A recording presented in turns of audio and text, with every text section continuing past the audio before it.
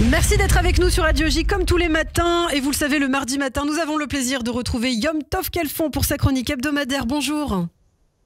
Bonjour Ilana. Merci beaucoup d'être avec nous Yom Tov ce matin sur Radio J. Alors l'actualité sécuritaire, on en parle. On parle de ce qui se passe notamment en Judée-Samarie, à la frontière aussi avec la Jordanie. On l'a vu, cet attentat. 3 Israéliens ont été assassinés dimanche, notamment dans la vallée du Jourdain. Un attentat a été déjoué à nouveau, on l'a appris hier.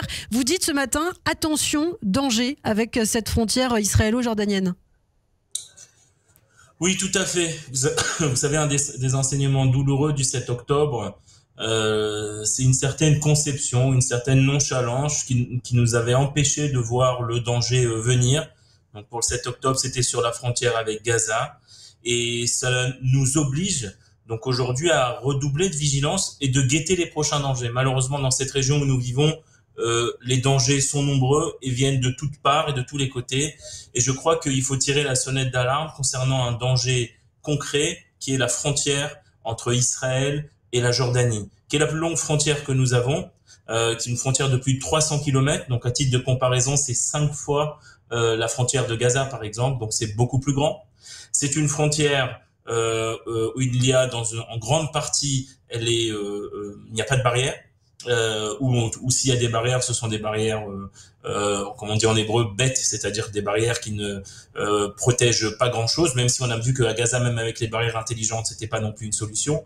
Mais en tout cas, on a une frontière avec un pays instable qui est la Jordanie, avec qui nous sommes en paix, ce qui expliquerait peut-être aussi une certaine nonchalance qu'on pourrait avoir en Israël par rapport à cette frontière. Nous sommes en paix avec la Jordanie depuis 1994, sauf que la Jordanie est un régime instable, régime hachémite avec majorité palestinienne, on le rappelle, la Jordanie, et qui est un régime qui a à ses frontières l'Irak puis l'Iran. Ce qui veut dire qu'en réalité, la frontière entre Israël et la Jordanie, c'est le dernier rempart vers ce couloir de la terreur qui part de Téhéran, qui passe par Bagdad et qui arrive donc en Jordanie. Ce qui voudrait dire que si la Jordanie tombe, ce qui n'est pas impossible, son régime ou se transforme par exemple comme le Liban, c'est-à-dire qu'il y a des organisations terroristes qui fassent que ceux qui le veuillent dans le pays, comme le fait le Hezbollah au Liban. Alors cela voudrait dire que tout d'un coup nous aurons un front avec la frontière jordanienne, qui, je le rappelle, est une frontière qui longe tout Israël, depuis la région de Tibériade dans le nord jusqu'à Eilat, et dans sa zone centrale se trouve, jouxtant la Judée-Samarie, se trouve la population palestinienne, et donc pouvant créer ce lien entre l'Iran donc et les Palestiniens. Et on a bien vu qu'il y a eu ces dernières semaines des nombreux attentats, et notamment cet attentat au poste de frontière d'Allenby, et qu'il y a donc ces tentatives de l'Iran donc d'armer les Palestiniens de Judée-Samarie par le biais de cette frontière israélo-jordanienne. Mais Israël peut en tout cas compter aussi sur son partenariat, si je puis dire, avec la Jordanie, puisque c'est un pays avec lequel Israël est en paix depuis plus de 30 ans maintenant. D'ailleurs, je crois que le mois prochain, ils vont marquer l'anniversaire de leur normalisation. Ça, c'est aussi important, cette coopération entre pays, Yom Tov. Écoutez, la coopération, elle existe, il y a une coopération sécuritaire, il ne fait pas de doute entre l'armée jordanienne et Tsahal.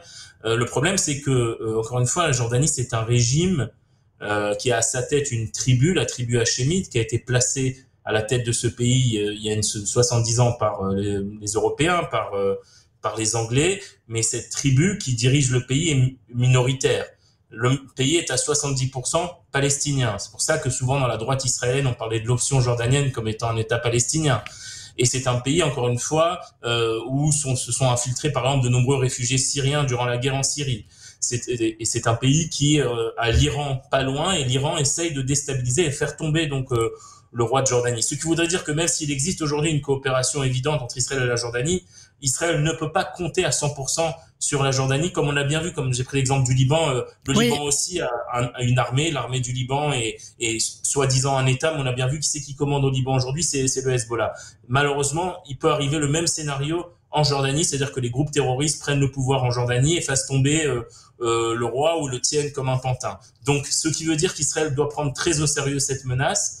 Ça veut dire renforcer évidemment la sécurité à la frontière, mais moi je crois aussi peut-être penser, en tout cas sur la zone centrale qui est la plus proche des groupes de population, qui est la zone qui se trouve en Judée-Samarie, penser à l'application de la souveraineté israélienne sur cette frontière pour marquer une fois pour toutes que cette frontière ne devienne pas une tentative de rentrer en Israël et de faire ce lien entre d'une part donc le corridor iranien et les Palestiniens. Il faut qu'il y ait une vraie séparation et une vraie frontière sous souveraineté israélienne dans sa zone centrale. Eh bien, merci beaucoup, Yom Tov Khalfon. Merci d'avoir été avec nous ce matin sur Radio J pour ces précisions.